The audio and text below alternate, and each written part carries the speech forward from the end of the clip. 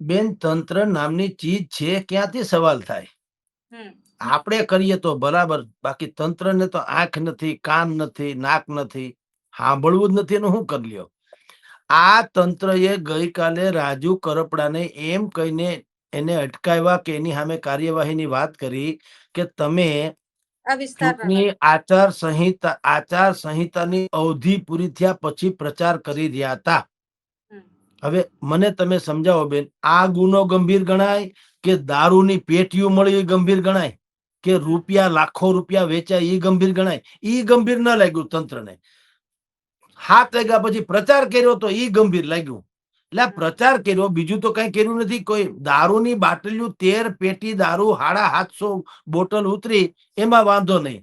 લાખો રૂપિયાની હેરફેર થઈ, રંગે હાથ ઝડપાણા, ફરિયાદ થઈ પાછી. એમે નહીં ઝડપાણાને સ્ટિંગ ઓપરેશન જે છે એ ખાલી ગોપાલ ઇટાલિયાનું છે, ઘર મેળે પતી ગયું.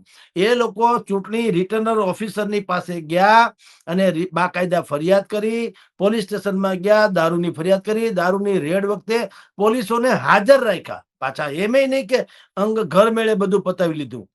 કાંઈ થયું? ઈ વાડી જે અશ્વિનભાઈ મહેતરની વાડી છે, અશ્વિનભાઈ મહેતર કોણ છે? કિરીટભાઈ જે પટેલ લડી રહ્યા છે એના ખાસમ ખાસ એના ભત્રીજા છે.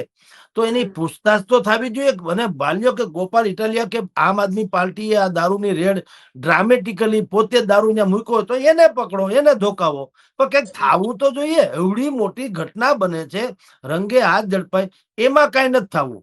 બાકી બધી પિંજણો અહીંયા તંત્ર વાહકો ઉભા રહીએ. એટલે તમારી જાણ ખતર બેન, તંત્ર બંત્ર કુછ હોતા નહીં હે. જેની સરકાર, જેના ગાડે બેઠા એના ગીત ગાય. આ તંત્ર કોના માટે છે? મારા તમારા જેવા સામાન્ય માણસો માટે છે.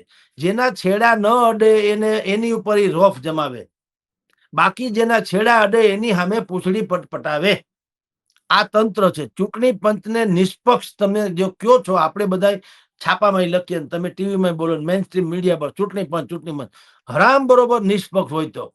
એટલે તમે જેટલી રૂપિયામાં ચૂંટણી લડવાની વાત કરો છો, ટિકિટમાં જ પેલા તો 2-4 કરોડ રૂપિયા નાખી દેશે લોકો લેવા કારવામાં.